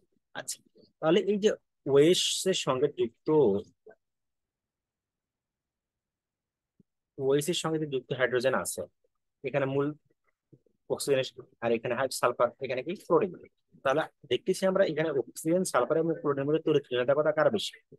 তাহলে যার তড়িৎ ঋণাত্মকতা বেশি, যদি আমি এখানে কথা বলি যে হাইড্রোজেন এবং অক্সিজেনের যে বন্ধন, এখানে অক্সিজেনের তড়িৎ ঋণাত্মকতা হাইড্রোজেনের চেয়ে অবশ্যই বেশি না, স্বাভাবিকভাবে। তো বেশি হলে কি হবে? সে আসলে বন্ধন ইলেকট্রন দ্বয়কে নিজের দিকে টেনে নেবে। তখন বন্ধন ইলেকট্রন দ্বয়কে নিজের দিকে টেনে নেবে, তখন কি হবে? হাইড্রোজেন ত্যাগ করা বা প্রোটন ত্যাগ করার প্রবণতা বেশি হবে, তাই না? তো একইভাবে আমরা প্রমাণ করতে পারি যে আসলে যে সকল যৌগের কেন্দ্রীয় পরমাণু, যে সকল যৌগের কেন্দ্রীয় পরমাণুর তড়িৎ ঋণাত্মকতা বেশি, তার আসলে নিজের দিকে বন্ধন ইলেকট্রনকে আকর্ষণ করার প্রবণতা বেশি, মানে ক্ষমতা বেশি হবে, তাই না? তারা দেখেন এখানে ক্লোরিনের তড়িৎ ঋণাত্মকতা সবচেয়ে বেশি, সালফারের কম, অক্সিজেনের তার চেয়ে কম। তাহলে দেখেন এই ক্লোরিন হাইড্রোজেনের যে বন্ধন ইলেকট্রন ছিল, সেটাকে যে পরিমাণে আকর্ষণ করবে, সালফার তার চেয়ে কম করবে, অক্সিজেন তার চেয়ে কম করবে।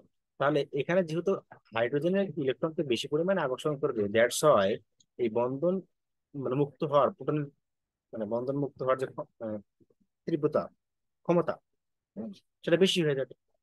মানে অধিক পরিমাণে আসলে প্রোটন এখানে ত্যাগ হবে খুব সহজেই, এখানে একটু কঠিন হবে, এখানে তার চেয়ে কঠিন।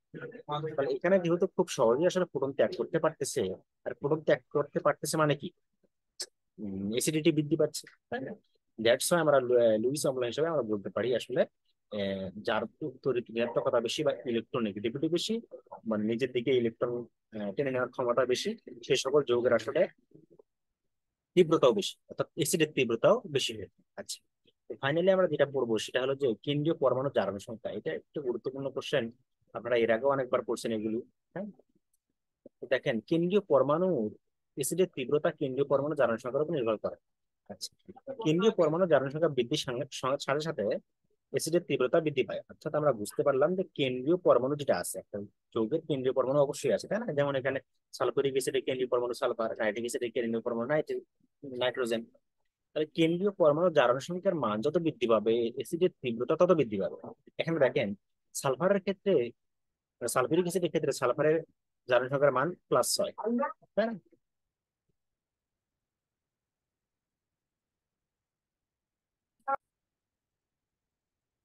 আমরা যে কথা বলছিলাম, দেখেন সালফিউরিক অ্যাসিডের জারণ সংখ্যা অর্থাৎ সালফারের জারণ সংখ্যা এখানে +6, এবং নাইট্রিক অ্যাসিডের কেন্দ্রীয় পরমাণু নাইট্রোজেনের জারণ সংখ্যা আসলে +5। তাহলে দেখেন এই যে কেন্দ্রীয় পরমাণু সালফারের জারণ সংখ্যার মান কিন্তু বেশি, তাই না? সালফারের জারণ সংখ্যার মান যেহেতু বেশি, সেহেতু আমরা বলতে পারি সালফিউরিক অ্যাসিডের তীব্রতা বেশি, তাই নয় কি? দেখেন এই যে দেখেন এখানে লেখা আছে সালফিউরিক অ্যাসিডের কেন্দ্রীয় পরমাণু ধারণ সংখ্যা নাইট্রিক অ্যাসিডের কেন্দ্রীয় পরমাণু ধারণ সংখ্যা অপেক্ষা বেশি। সুতরাং সালফিউরিক অ্যাসিড নাইট্রিক অ্যাসিড অপেক্ষা অধিক শক্তিশালী। ঠিক একই ভাবে যদি আমাদেরকে একাধিক যৌগ দিয়ে থাকে বলে যে এদের তীব্রতা পরমাণুর সঙ্গে সাজাও, হ্যাঁ, তখন আমরা কি করবো? দেখেন এই যে এইখানে এই যে যৌগগুলো দেওয়া আছে, এখানে দেখেন এখানে ক্লোরিনের ধারণ সংখ্যা মান কত? +3। এখানে কত? +5। এখানে +7, তাই না? তাহলে এর জারণ সংখ্যার মান যেহেতু বেশি, দ্যাটস হয় আমি বলতে পারি এর তীব্রতা বেশি। একইভাবে বাকি যৌগগুলো এখানে দেওয়া আছে, অর্থাৎ আমরা এখান থেকে সাম আপ করতে পারি এইভাবে যে কেন্দ্রীয় পরমাণুর জারণ সংখ্যা যত বেশি হবে, তার আসলে তীব্রতা তত বেশি হবে। তাহলে আমাকে কেন্দ্রীয় পরমাণুর জারণ সংখ্যা বের করতে হবে। বের করে আমি যদি দেখি যে আসলে এর জারণ সংখ্যা বেশি, তাহলে আমি বলে দিতে পারি যে এর আসলে তীব্রতা বেশি। তো দেখেন যেমন আরো অন্যান্য যে সব গ্রুপের মৌলগুলো যেগুলো আছে, হ্যাঁ, সেগুলোর এখানে ধারণ সংখ্যা দেওয়া আছে। ঠিক একই কথা, আপনার সব ওই একই থিওরিতে কেন্দ্রীয় পরমাণু ধারণ সংখ্যা, কেন্দ্রীয় পরমাণু ধারণ সংখ্যা, ঠিক আছে? এগুলো আপনারা মুখস্থ করে নেবেন, ঠিক আছে?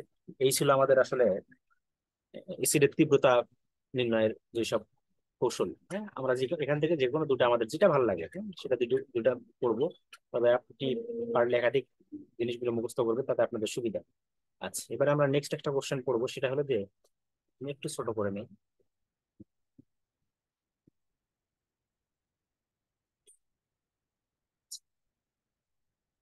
আচ্ছা দেখেন যে এই অ্যালুমিনিয়াম সালফাইড, এর জলীয় দ্রবণ অম্লীয় ব্যাখ্যা করো। আসলে এই যৌগটা যেটা দেওয়া আছে আমাকে, সেটা বলছে যে এর যে জলীয় দ্রবণ সেটা আসলে অম্লীয় হবে নাকি ক্ষারীয় হবে। যদি এভাবে না বলে থাকে, যদিও এখানে বলে দেওয়া আছে যে এটি অম্লীয় হবে, কিন্তু যদি বলা থাকতো যে আসলে অম্লীয় হবে না ক্ষারীয় হবে ব্যাখ্যা করো, সেম একই কোশ্চেন, মানে একই অ্যান্সার হতো। হ্যাঁ, কোশ্চেন শুধু আলাদা। তাহলে দেখেন এই অ্যালুমিনিয়াম সালফেট জলীয় দ্রবণ প্রায় সম্পূর্ণ আয়নিত হয়ে যায়। মানে অ্যালুমিনিয়াম সালফেটের জলীয় দ্রবণ সেটি সম্পূর্ণ আয়নিত হয়। আয়নিত হয়ে এই যে এই ধরনের আয়ন উৎপন্ন করে। হুম। যেমন এই যে বিক্রিয়াটা দেওয়া আছে। এছাড়াও অ্যালুমিনিয়াম সালফেট জলীয় দ্রবণ অতি সামান্য পরিমাণে বিয়োজনে আহ, পানি পানি সামান্য পরিমাণে বিয়োজন করে কি উৎপন্ন করে হাইড্রোনিয়াম আয়ন এবং হাইড্রোক্সিল আয়ন উৎপন্ন করে, যেটা আমরা বিক্রিয়াটাই দেখি। হ্যাঁ, তাহলে হাইড্রোনিয়াম আয়ন আমার বোঝাচ্ছে যে এটা হলো এসিডিও, হাইড্রোক্সিল আয়ন আমার ক্ষারীয় বোঝাচ্ছে, তাই না? আচ্ছা, তাহলে এই যে এর ক্যাটায়নের অ্যালুমিনিয়ামের আধানের ঘনত্ব বেশি হওয়ায় উক্ত আয়নের পানির অণুগুলি পোলারিত হয়। মানে যেহেতু এর আধান ঘনত্ব বেশি, তার মানে এর পানির অণুগুলো আসলে কি হবে, পোলারিত হবে। ফলে ওএইচ বন্ধন দুর্বল হয়ে পড়বে। পানির যে ওএইচ বন্ধন ছিল, পানির মধ্যে যে ওএইচ বন্ধন আছে না, ওএইচ বন্ধন কি হয়ে যাবে, দুর্বল হয়ে পড়বে। এবং দুর্বল ওএইচ খুব সহজে আয়নিত হয়ে হাইড্রোজেন আয়ন, যেটা একসময় হাইড্রোনিয়াম আয়ন উৎপন্ন করবে পানির সাথে। এই যে দেখেন হাইড্রোনিয়াম আয়ন উৎপন্ন করেছে। যেমন এই যে বিক্রিয়াটাতে এই আয়নটা পানির সঙ্গে বিক্রিয়া করে কিছু উৎপন্ন করবে, হাইড্রোজেন আয়ন উৎপন্ন করবে, তাই না? তাহলে এই যে হাইড্রোজেন আয়ন উৎপন্ন করলো, সেখান থেকে কি থাকলো, হাইড্রোক্সিল আয়ন। যে এই হাইড্রোক্সিল আয়ন আসলে এর সঙ্গে যুক্ত হবে, তাই না? এই যুক্ত হয়ে দেখেন এই যেখানে উৎপন্ন করছে এটা যৌগ। আচ্ছা, আর হাইড্রোজেন তো যেটা আয়ন উৎপন্ন করলো প্রোটনটা, এটা কি থাকবে, এটা তার এইভাবে থাকতে পারে না। এ কি করবে, এ আসলে পানির সঙ্গে যুক্ত হয়ে আসলে হাইড্রোনিয়াম আয়ন উৎপন্ন করবে, যেটা এটা। অন্যদিকে সালফেট যে আয়নটা আছে, এটি আসলে তীব্র এসিড, সালফিউরিক অ্যাসিডের অনুবন্ধী ক্ষারক। তাই এটি অতি মৃদু ক্ষারক। তীব্র অ্যাসিডের অনুবন্ধী ক্ষারক আসলে কি হয়ে যায়, মৃদু হয়ে যায়, আমরা জানি। আহ, তীব্র অ্যাসিডের মৃদু, মানে অনুবন্ধী ক্ষারক মৃদু হয়ে যাবে, এবং মৃদু অ্যাসিডের অনুবন্ধী ক্ষারক আসলে তীব্র হয়ে যায়। আচ্ছা, তাহলে যেহেতু সালফেট আসলে সালফুরিক অ্যাসিডের অনুবন্ধী ক্ষারক এবং এটি মৃদু ক্ষারক, জলীয় দ্রবণে পানির সঙ্গে বিক্রিয়া তেমন করতে পারে না। অর্থাৎ জলীয় দ্রবণে আসলে পানি থেকে হাইড্রোজেন আয়ন গ্রহণ করে হাইড্রোক্সাইড আয়ন উৎপন্ন করতে পারে না স্বাভাবিকভাবে, কেননা এর আসলে তীব্রতা কম। ফলে হয় কি, ফলে অ্যালুমিনিয়াম সালফেট জলীয় দ্রবণে হাইড্রোক্সিল আয়ন অপেক্ষা হাইড্রোনিয়াম আয়নের আধিক্য ঘটে স্বাভাবিকভাবে, কেননা এটা আসলে মানে এই সালফেট যে আয়ন, হ্যাঁ, এটি আসলে হাইড্রোক্সিল আয়ন গ্রহণ করতেছে না। যার ফলে হাইড্রোনিয়াম আয়নের পরিমাণ কি হবে, বেশি হবে। দ্যাটস ওয়াই অ্যালুমিনিয়াম সালফেট যখন আমি জলীয় দ্রবণে আহ, দিব, মানে বিয়োজিত করবো, তখন কি উৎপন্ন হবে, অম্লীয় হবে।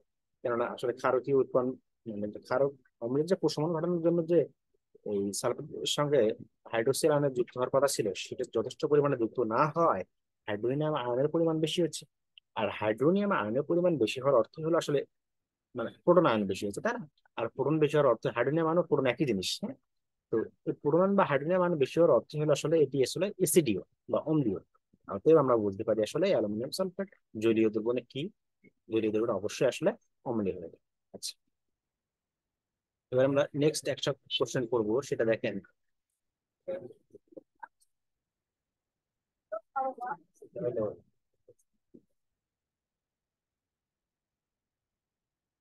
বাফার সলিউশন, অম্লীয় প্রকৃতির বাফার সলিউশনে ক্রিয়া কৌশল। বাফার সলিউশন কি, এটা একটি গুরুত্বপূর্ণ কোশ্চেন, ইন্টারমিডিয়েট আপনার কোর্সে।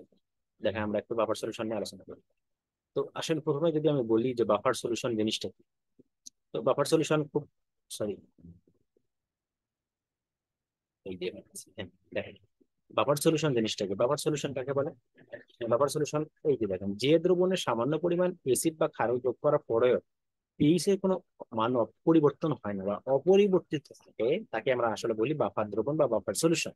ঠিক আছে, তার মানে আমরা যদি বলি যে যে দ্রবণে সামান্য পরিমাণে, অধিক পরিমাণে না, সামান্য পরিমাণে এসিড কিংবা ক্ষার যোগ করার পরেও দ্রবণের আসলে এসিড বা ক্ষারের তীব্রতার পরিমাণ, মানে অর্থাৎ পিএইচ এর মানের কোনো পরিবর্তন হচ্ছে না। স্বাভাবিকভাবে এসিডে যদি আমি এসিড ঢালি, তাহলে পিএইচ এর মান কমার কথা ছিল, ক্ষার ঢালে পিএইচ এর মান বাড়ার কথা ছিল। কিন্তু আসলে এমন একটি সলিউশন, যে সলিউশনে আমি এসিড বা ক্ষার যেটাই যোগ করি সামান্য পরিমাণে, আসলে তখন কি হবে না, পিএইচ এর মানের কোনো পরিবর্তন হবে না।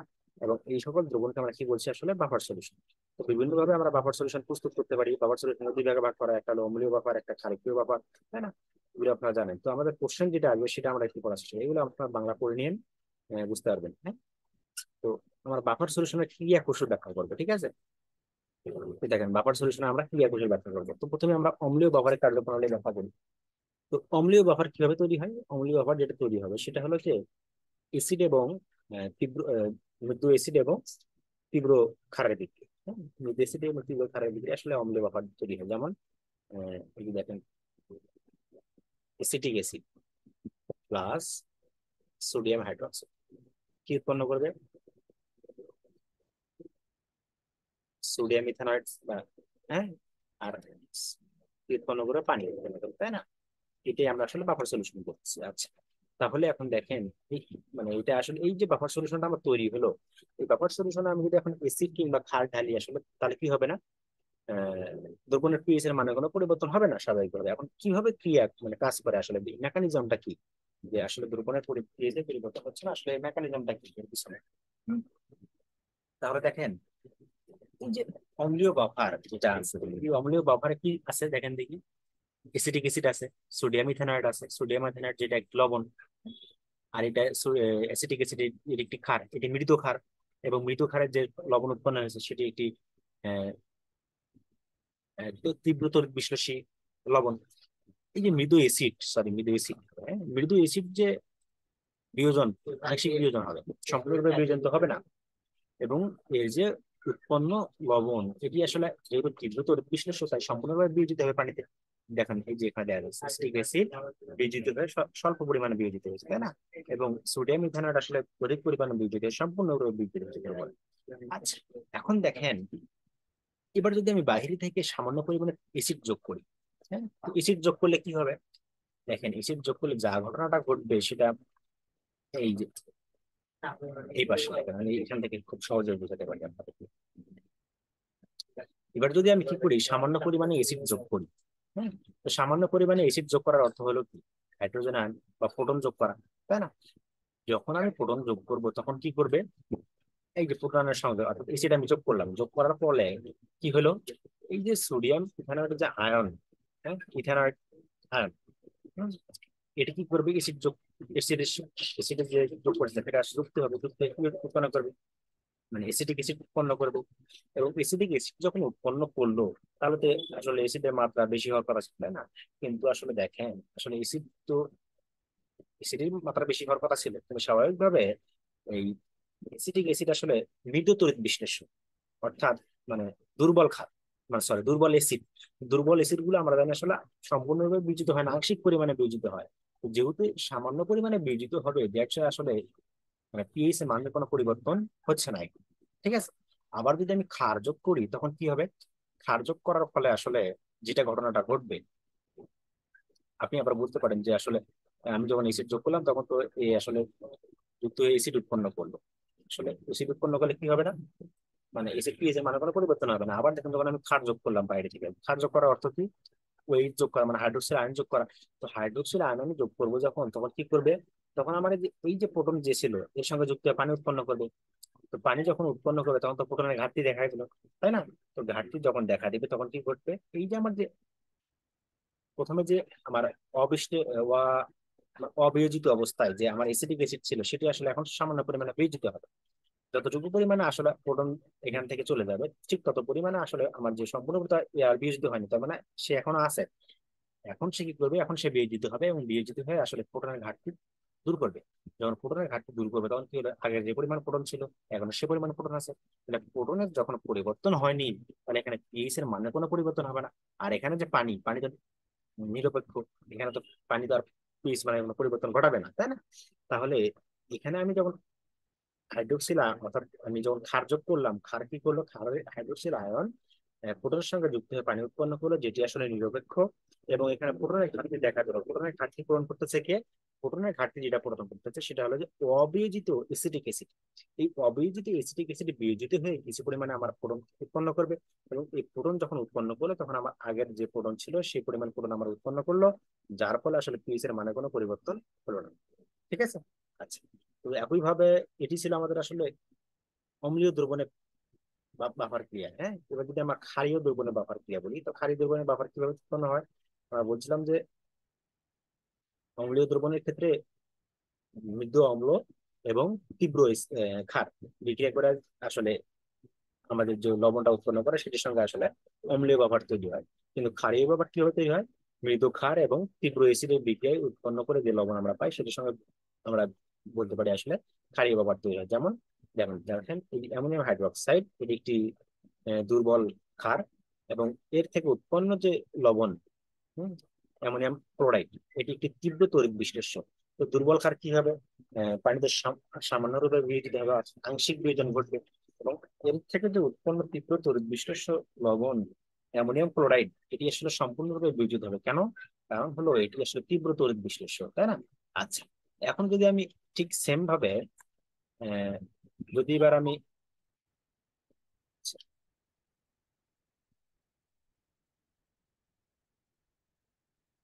ঠিক একইভাবে দেখেন, এবার যদি আমি একইভাবে উক্ত দ্রবণে সামান্য পরিমাণে অ্যাসিড কিংবা সামান্য পরিমাণে ক্ষার যোগ করি, তখন কি ঘটনা ঘটবে দেখেন। তাহলে এবার যদি আমি সামান্য পরিমাণে অ্যাসিড যোগ করি, তাহলে অ্যাসিড যোগ করার অর্থ কি? অ্যাসিড যোগ করার অর্থ হলো প্রোটন যোগ করা। আচ্ছা, প্রোটন যখন যোগ করলাম, তখন এই যে দ্রবণ আমার যে ছিল বাফার দ্রবণটা, এই দ্রবণের ওএইচ আয়নের সঙ্গে যুক্ত হয়ে পানি উৎপন্ন করলো, তাই না? এবং পানি একটি নিরপেক্ষ পরমাণু, নিরপেক্ষ যৌগ, এটি আসলে পিএইচ এর কোনো পরিবর্তন ঘটাবে না। কিন্তু দেখেন এখানে তো ওএইচ অর্থাৎ হাইড্রোক্সিল মানের পরিমাণ কমে গেছে, কিন্তু তাহলে কি পিএইচ এর মানে পরিবর্তন হবে না? অবশ্যই হবে। কিন্তু অ্যামোনিয়াম হাইড্রোক্সাইড আসলে আংশিকভাবে বিয়োজিত ছিল। এখন আংশিকভাবে বিয়োজিত থাকার কারণে যখন এখান থেকে ওএইচ আয়ন চলে গেল, তখন এর আসলে ঘাটতিটা পূরণ কে করবে? এই যে আংশিক বিয়োজিত অবস্থায় ছিল যেটা অ্যামোনিয়াম হাইড্রোক্সাইড, এ আসলে তখন বিয়োজিত হবে। বিয়োজিত হয়ে যে পরিমাণ হাইড্রোক্সিল আয়ন এখান থেকে চলে গেছে, সে পরিমাণ বিয়োজিত হাইড্রোক্সিল আয়ন আহ, ঘাটতি পূরণ করবে। ঘাটতি পূরণ করলে কি হবে? আগে যে পরিমাণ হাইড্রোক্সিল আয়ন ছিল, এখন সে পরিমাণ হাইড্রোক্সিল আয়ন আছে, যার ফলে আসলে ওএইচ আয়নের কোনো পরিবর্তন হলো না, যার ফলে আসলে পিএইচ মানেরও কোনো পরিবর্তন হবে না। এবার সেম ভাবে যদি আমি ক্ষার যোগ করি, ক্ষার যোগ করার অর্থ কি? হাইড্রোক্সিল আয়ন যোগ করা। যোগ করলে কি করবে? অ্যামোনিয়ামের সঙ্গে যুক্ত হয়ে আসলে অবয়োজিত অ্যামোনিয়াম হাইড্রোক্সাইড উৎপন্ন করবে। তো অ্যামোনিয়াম হাইড্রোক্সাইড অবয়োজিত উৎপন্ন করলে আসলে এর ফলে আহ, এটা তো অবয়োজিত অবস্থায় থেকে যাবে। তো অবয়োজিত অবস্থায় থেকে গেলে আসলে পিএইচ এর মানে কোনো পরিবর্তন হবে না। এই জন্য আমরা বলতে পারি আসলে সামান্য পরিমাণে অ্যাসিড কিংবা ক্ষার যোগ করলে পিএইচ এর মানে কোনো পরিবর্তন হবে না। আচ্ছা, তো এই ছিল বাফার ক্রিয়া কৌশল। তো নেক্সট কোশ্চেন আমরা দেখবো, লাস্ট কোশ্চেন, সেটি হলো উম, এই যে এই প্রশ্নটা দেখেন, প্রশমন মৃত অম্ল ক্ষারকের নির্দেশ মানে বর্ণ নির্দেশক পরিবর্তন কিংবা এসিড ক্ষার নির্দেশক কিভাবে বর্ণ পরিবর্তন করে তার ব্যাখ্যা। ঠিক আছে। আচ্ছা, দেখেন এসিড ক্ষার বিক্রিয়া করে অর্থাৎ বর্ণ পরিবর্তন করে। এসিড ক্ষার নির্দেশক, আমাদের নির্দেশক যেগুলো আছে, আমরা যখন টাইট্রেশন করি এবং আমরা নির্দেশক ব্যবহার করি, নির্দেশক ব্যবহার করলে কি হয়? একটা পর্যায়ে টাইট্রেশন যখন সমাপ্ত বিন্দুতে চলে আসে, তখন আসলে বর্ণ পরিবর্তন করে। কার বর্ণ পরিবর্তন করে? আসলে আমরা যে নির্দেশক ব্যবহার করি সেই নির্দেশক বর্ণ পরিবর্তন করে। তাহলে কিভাবে বর্ণ পরিবর্তন করে সেটি আমরা একটু বোঝার চেষ্টা করি। দেখেন, এসিড এবং ক্ষার নির্দেশক গুলো সাধারণত জৈব মৃদু এসিড এবং ক্ষারক হয়ে থাকে। এসিড ধর্মী নির্দেশক গুলোকে আমরা এইচ, হ্যাঁ, আইএন বা লন, আসলে এটা লন না, আসলে ইন্ডিকেটর হিসেবে আমরা ব্যবহার করে থাকি। হ্যাঁ, তো এগুলোকে আমরা এটা মানে এসিড ধর্মী নির্দেশক গুলোকে আমরা সংক্ষেপে এটাকে এইভাবে প্রকাশ করতে পারি। এরা পানিতে সামান্য পরিমাণে বিয়োজিত হয়। পানিতে কিভাবে বিয়োজিত হচ্ছে দেখেন, পানিতে বিয়োজিত হয়ে যে এই যে হাইড্রোজেন পানির সঙ্গে বিক্রিয়া করে আসলে হাইড্রোজেন আয়ন উৎপন্ন করেছে, এবং এই যে ইন্ডিকেটর, সেটি আসলে এই যে নেগেটিভ আয়ন হিসেবে এখানে আছে, তাই না? এখন দেখেন এসিড দ্রবণ নির্দেশকের বিয়োজন আরো কম হয়। মানে এসিড দ্রবণে যদি আমি দেখতে এমনিতেই এসিড দ্রবণ, আবার যদি আমি এসিড দ্রবণে এরিয়া করি, তাহলে বিয়োজন আরো কম হবে স্বাভাবিকভাবে। তখন বর্ণ পরিবর্তন মানে কম হয়, দ্রবণের বর্ণ নির্দেশকের বর্ণের অনুরূপ হয়। হ্যাঁ, নির্দেশকের বর্ণ ঠিক একই হবে। এসিডকে আসলে ক্ষার দ্বারা টাইট্রেশন করার সময় এসিড সম্পূর্ণভাবে প্রশমিত হওয়ার পর সামান্য পরিমাণে ক্ষার যুক্ত হয়। মানে বিষয়টা হলো এমন যে আমি যেটা এসিডে আমি এই যে নির্দেশকটা দিলাম, তো এসিড তো আমার আগে থেকেই ছিল। ওই এসিড দ্রবণে যদি আমি আবার এই এসিড জাতীয় নির্দেশক দিই, তার তো এর বিয়োজন হবে না। তো বিয়োজন আসলে তেমন না হলে আসলে এর বর্ণ পরিবর্তন হবে না, যা ছিল তাই থাকবে। এখন যদি আমি ক্ষার দ্বারা টাইট্রেশন করি, তো এসিডকে প্রশমন করার পর, প্রশমন যখন করবে শেষ হয়ে যাবে, এখন যদি অতিরিক্ত পরিমাণ সামান্য এক ফোঁটা, এক ফোঁটা যদি আমি ক্ষারও যোগ করি নির্দেশকে, তখন কি হবে? তখন আসলে এর বর্ণ পরিবর্তন হবে। তখন কি হবে? এই এসিডের এখন দেখেন, তখন বর্ণিল বিশ্বকাজী ফেনপথ্যালিন, যেমন ধরেন ফেনপথ্যালিন নামক বিশ্বকাজ আছে, তখন এই আসলে বিয়োজিত হবে। বিয়োজিত হয়ে আসলে হাইড্রোনিয়াম প্রোটন এবং ফেনফথ্যালেন আয়ন উৎপন্ন করবো। তখন এই যে ফেনফথ্যালেন আয়ন উৎপন্ন করলো, এইটা আসলে তখন আমাকে বর্ণ যে পরিবর্তন হয়ে আসলে আমার বর্ণ পরিবর্তনটা দেখা দিবে। ঠিক আছে। আবার দেখেন জলীয় দ্রবণে বিয়োজন প্রায় শূন্যের বর্ণহীন, মানে জলীয় দ্রবণে অ্যাসিডের বিয়োজন প্রায় শূন্যের বর্ণহীন হয়ে থাকে, কিন্তু ক্ষারীয় দ্রবণে বিয়োজন বৃদ্ধি পেয়ে, মানে ক্ষারীয় যখনই ক্ষার আমার যোগ করা বেশি অতিরিক্ত এক ফোঁটা ক্ষার, বললাম যে এক ফোঁটা ক্ষার যদি আমি বেশি যোগ করি তাহলে কি হবে, বিয়োজন মানে আমার যে নির্দেশ যেটা ছিল এই বিয়োজন মাত্রা বৃদ্ধি পাবে, নিজের মাত্রা বৃদ্ধি পাবে, ফেনোক্সিলিন আয়ন উৎপন্ন করে যেটা বিয়োজিত হবে, যার ফলে দ্রবণের বর্ণ কি হবে, গোলাপি হয়ে যাবে। ঠিক আছে। একইভাবে যদি আমি লিটমাসের কথা বলি, লিটমাস একটি দুর্বল অ্যাসিড, অ্যাসিড দ্রবণতে এর পরিবর্তন হবে না। হ্যাঁ, এটাকে আমরা এটা দ্বারা প্রকাশ করতেছি এই স্লিট। তো পানিতে দ্রবীভূত করলে মানে সাম্য অবস্থায় পাওয়া যাবে, বিয়োজিত হবে না। কিন্তু যখনই আমি এই এই যে এখানে দেখেন, যখন আমি কি করতেছি, লাল বর্ণের দ্রবণ পাচ্ছি কিন্তু বিয়োজন অবস্থায় নীল বর্ণের দ্রবণ পাচ্ছি। ঠিক আছে। আয়নিত অবস্থায় আসলে লাল বর্ণের দ্রবণ পাচ্ছি, কিন্তু বিয়োজিত অবস্থায় আসলে কি পাবো, নীল বর্ণের দ্রবণ পাবো। সামান্য মানে সামনে লাল সাথে অনুসারে ব্যবহার করলে হাইড্রোজেন আয়ন এবং হাইড্রোক্সিল আয়নের সংযোজনে সাম্যের অবস্থায় সম্পর্কে ধারণা পাওয়া যায়। দেখেন হাইড্রোক্সিল আয়ন সংযোজন করলে, যখন আমি সংযোজন করতে থাকতে গেলাম, সাম্য অবস্থা ডান দিকে চলে গেল, ডান দিকে চলে গেলাম স্বাভাবিকভাবে। মানে যখন আমি ক্ষার যোগ করতেছি, হ্যাঁ, সাম্য অবস্থা কি হবে, বিয়োজিত হবে। বিয়োজিত হয়ে এই যে হাইড্রোজেন আয়ন গ্লুকোজ উৎপন্ন করলে তখন কি হবে, এই যে নীল বর্ণ দ্রবণ পাওয়া যাবে। এবার যদি আমি অতিরিক্ত হাইড্রোজেন আয়ন সংযোজন করলে সাম্য বাম দিকে চলে যাবে। হাইড্রোজেন আয়ন যখন উৎপন্ন করতেছে এদিকে, ওদিকে যখন হাইড্রোজেন আয়নের পরিমাণ বৃদ্ধি পাচ্ছে, তখন আসলে কি হবে, এগুলো বৃদ্ধি একবারে যুক্ত হয়ে আসলে আগের পরিমাণ ফিরে যাবে। তা আগের পরিমাণ, এর পরিমাণ যখন বৃদ্ধি পাবে তখন কি হবে, সাম্য অবস্থা বাম দিকে সরে যাবে, তাই না? তো বাম দিকে সরে গেলে কি উৎপন্ন হবে, লাল বর্ণের দ্রবণ পাবো। এইভাবে আসলে এসিড ক্ষারের যে প্রশমন বিন্দু বা প্রশমন বর্ণ নির্দেশক হিসেবে এগুলো আসলে এইভাবে বিক্রিয়া করে। ওখানে নির্দিষ্ট করে কিছু পরিমাণে আছে, তো এগুলো আপনার না দিলেও চলবে। তো বিশেষ করে আমি বলবো যে আপনারা যেগুলো দিবেন সেটা হলো যে এই যে এখান থেকে শুরু করে, হ্যাঁ, এখান থেকে শুরু করে এই পর্যন্ত দিলে আসলে আপনাদের অ্যান্সারটা হতে পারে। তো এই ছিল আসলে আমাদের নবম অধ্যায়ের পড়া। তো আশা করি বুঝতে পারছেন। তো আহ, এখানে যদি কোনো সমস্যা থাকে অবশ্যই আমাদের জানাবেন। তো এরপরে আমরা নেক্সট ক্লাস করবো দশম অধ্যায়। তো দেখা হবে দশম অধ্যায়ে। তো সে আশায় শেষ করছে আজকে ক্লাস। আসসালামু আলাইকুম। আসসালামু আলাইকুম। আমরা নন মেজর